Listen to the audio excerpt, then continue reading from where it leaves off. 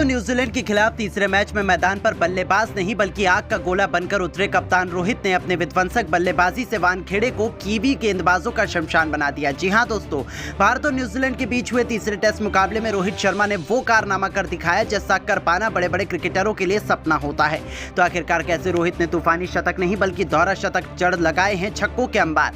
आखिरकार रोहित शर्मा ने अपनी पारी में कितने गेंदे खेलकर ठोक दिया है, ये ऐतिहासिक दोहरा शतक दिखाएंगे उनकी ताबड़तोड़ बल्लेबाजी का पूरा वीडियो। लेकिन उससे पहले आपको क्या लगता है, रोहित शर्मा, ऋषभ पंत और विराट कोहली में से सबसे खतरनाक बल्लेबाज कौन है? अपनी राय हमें नीचे कमेंट करके जरूर बताइएगा। दोस्तों, रोहित शर्मा कितने खतरनाक बल्लेबाज हैं इसे दुनिया भली भांति जानती है। हालांकि पिछले 2 टेस्ट मैच में बुरी तरीके से फ्लॉप होने के बावजूद न्यूजीलैंड ने उन्हें हल्के में लेने की गलती की। बस यही उनकी भूल हो गई, क्योंकि जब अपने होम ग्राउंड मुंबई के वानखेड़े क्रिकेट स्टेडियम में खेले जा रहे टेस्ट में रोहित को बल्लेबाजी से जलवा दिखाने का मौका मिला, तब भारतीय कप्तान ने न्यूजीलैंड के गेंदबाजों की धज्जियां उड़ाते हुए केवल शतक लगाकर उन्होंने कीवी गेंदबाजों के खून के आंसू रुलाए, बल्कि अपने नाम के मुताबिक दोहरा शतक ठोककर एक बार फिर बता दिया कि वो कौन है और क्या कर सकते हैं। आपको बता दें, सीरीज हार के बाद गुस्से से आग बबूला कप्तान रोहित ने इस मैदान पर टॉस जीतकर सबसे पहले रोहित की जब बैटिंग आई तो शुरुआती 5 ओवरों के भीतर ही रोहित ने अपना विकराल रूप दिखाते हुए न्यूजीलैंड के ऑलमोस्ट सभी गेंदबाजों, टिम साउदी, एजाज पटेल से लेकर हेनरी तक सभी की धज्जियां उड़ा दी। तो वहीं मिशेल सेंटनर के तो वो पीछे ही पड़ गए थे। जब रोहित शर्मा की बल्लेबाजी आई तब उन्होंने पहली गेंद को सम्मान दिया। जिस तरीके से रोहित ने पहला ओवर खेला था उसे देखकर ऐसा लग रहा था कि ये बल्लेबाज थोड़ा नर्वस है।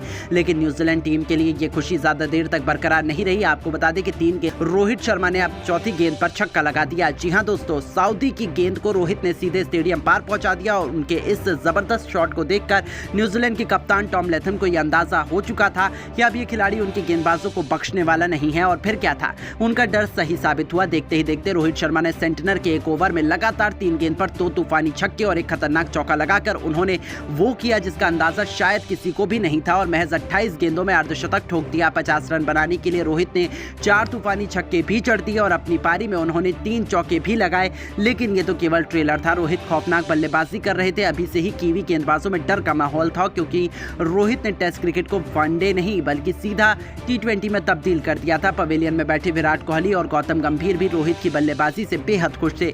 दोस्तों, रोहित का काम यही नहीं थमा। आज वो इतिहास रचने के लिए बेताब नजर आ रहे थे। वो रुकने के मूड में नहीं थे। रोहित हमेशा ही एक ही अंदाज में बल्लेबाजी करते हैं और वो आज भी वही कर रहे थे। आपको बता दें कि उनको गेंदबाजी करने आए न्यूजीलैंड की आखिरी उम्मीद स्पिन के जादूगर एजाज पटेल, जिन पर अपनी टीम को सबसे बड़ी सफलता दिलाने की जिम्मेदारी थी। उन्होंने सोचा था कि वो रोहित शर्मा को आउट करने के काबिल हैं, लेकिन ये केवल उनकी एक गलतफहमी थी जो रोहित के तूफान में पल भर में हवा हो गई और उनकी 3 गेंदों पर 2 छक्के और 1 चौके के साथ रोहित शर्मा 80 रनों के पार पहुंच गए। और यहां एजाज पटेल के मार खाने के बाद लैथम ने एक नई चाल चली। उन्होंने गेंद थमाई अपने सबसे बड़े मैच विनर गेंदबाज टिम साउदी को। उन्हें लग रहा था कि उनकी गेंद को छक्का मारने के चक्कर में रोहित अपना विकेट गंवा बैठेंगे, लेकिन ये उनकी सबसे बड़ी भूल थी। आपको बता दें, साउदी के घमंड को चूर चूर करते हुए उनकी 3 गेंदों पर 3 छक्के लगा रोहित शर्मा ने न सिर्फ कप्तान लैथम को गलत साबित किया बल्कि लंबे इंतजार के बाद आखिरकार अपना ऐतिहासिक शतक भी पूरा कर लिया।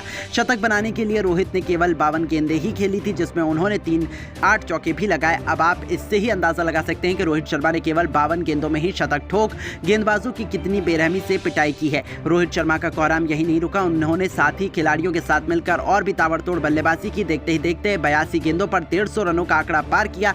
तो आखिरकार वो लम्हा भी जल्दी आया जिसका इंतजार सबको बेसब्री से था, जहां मैट हेनरी की गेंद को स्टेडियम पार छक्के के लिए मारकर हिटमैन रोहित शर्मा ने टेस्ट क्रिकेट में एक और दोहरा शतक जड़कर पूरी दुनिया में हाहाकार मचा दिया था। आउट होने से पहले रोहित शर्मा ने केवल 148 गेंदें खेली थी और 206 रन ठोक दिए थे। अपनी पारी में उन्होंने 13 चौके और 11 खतरनाक छक्के भी लगाए और आपको बता दें कि अकेले दम पर ही उन्होंने पूरे के पूरे न्यूजीलैंड में मातम का माहौल पैदा कर दिया था। जिस तरह से रोहित ने उनके गेंदबाजों की कुटाई की, ये तो उनके लिए किसी बुरे सपने से कम नहीं था, जिसे भुला पाना उनके लिए कभी भी संभव नहीं हो पाएगा। वहीं करोड़ों फैंस भी रोहित का ये अंदाज देखकर खुशी से फूले नहीं समा रहे थे। लेकिन दोस्तों, अब आप रोहित की इस खूंखार पारी को 10 में से कितने अंक देना चाहेंगे? अपनी राय हमें नीचे दिए गए कमेंट बॉक्स में जरूर दीजिएगा और ऐसी तमाम खबरों के लिए हमारे चैनल को जरूर सब्सक्राइब करें। दोस्तों, न्यूजीलैंड के 359 के जवाब में जीतना तो दूर 160 रनों के भीतर ही तहस नहस हो गया। भारत का सितारों से सजा बैटिंग क्रम तो टीम इंडिया की नाक कटते हुए देखकर बड़े बड़े भारतीय दिग्गज भी भड़क गए।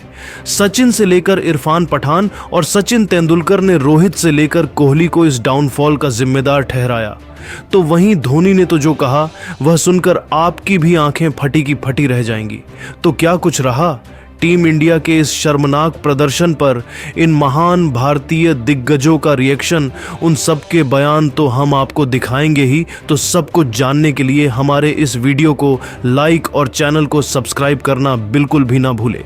दोस्तों, घमंड में चूर न्यूजीलैंड की क्रिकेट टीम भारत में आकर इतना बुरा हाल कर देगी किसी ने सपने में भी नहीं सोचा था। बेंगलुरु में मिली करारी हार कोई आज तक भूल भी नहीं पाया है कि अब पुणे के मैदान पर भी भारत के बल्लेबाजों ने हमें इस कदर निराश किया है कि न्यूजीलैंड के सामने तो वह केवल 156 रनों पर ही अपने घुटने टेक गए और टीम इंडिया की नाक कटवा दी। जी हां, 259 के स्कोर का पीछा करते हुए पहली पारी में ही न्यूजीलैंड ने 103 रनों की लीड बनाई, तो अपनी दूसरी पारी में भी न्यूजीलैंड ने 255 रन ठोक डाले, जिसकी वजह से टीम इंडिया को 359 रनों का लक्ष्य चौथी पारी में चेस करने को मिला था।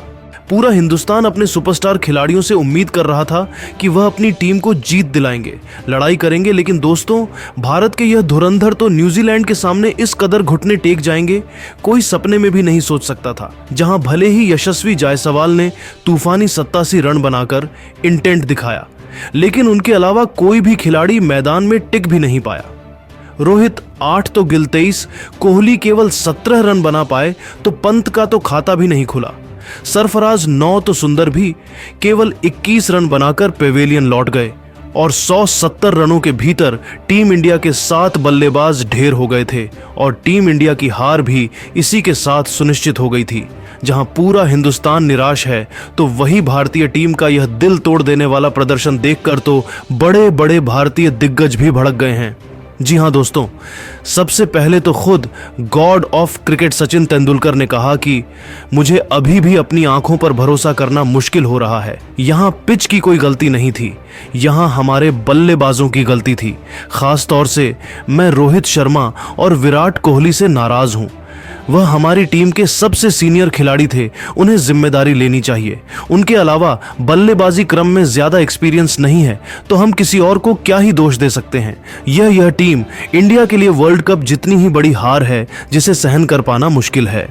तो वहीं दोस्तों सर, सुनील गावस्कर ने तो अपनी सारी भड़ास निकालते हुए कहा, गौतम गंभीर के युग को भारत का स्वर्णिम युग माना जा रहा था।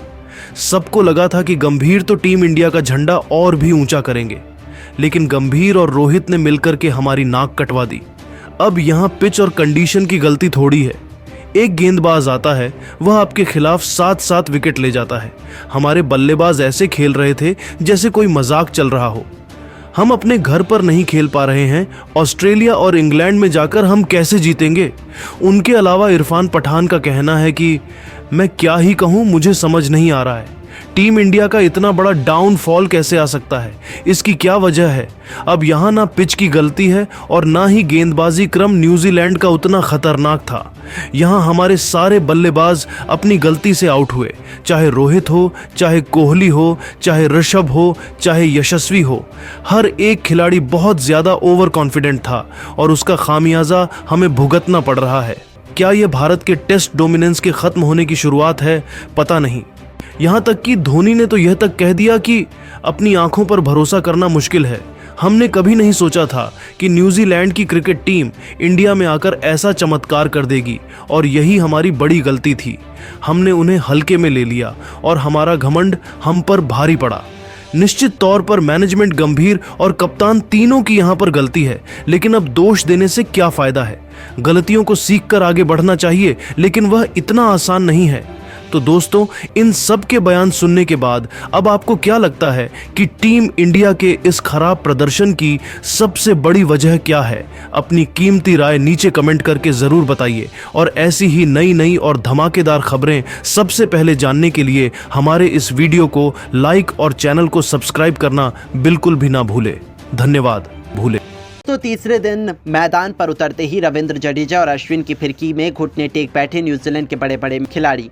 जडेजा के साथ और गेंदबाजों ने मिलकर कीवी टीम को दिखाए दिन में तारे और सच कर दिया इतिहास। तो आखिरकार न्यूजीलैंड की टीम ने भारत के सामने कितने रनों का रखा लक्ष्य, किस गेंदबाज ने लिए सबसे अधिक विकेट, कैसे टीम इंडिया ने 3 दिन में खत्म किया दूसरा टेस्ट मैच, दोनों टीमों के बीच खेले गए रोंगटे खड़े कर देने वाले तीसरे दिन के हाईलाइट तो हम आपको जरूर दिखाएंगे। लेकिन उससे पहले आपको क्या लगता है रविंद्र जडेजा, अश्विन और वॉशिंगटन सुंदर में से कौन है सबसे खतरनाक स्पिनर गेंदबाज, नीचे कमेंट करके जरूर बताइएगा।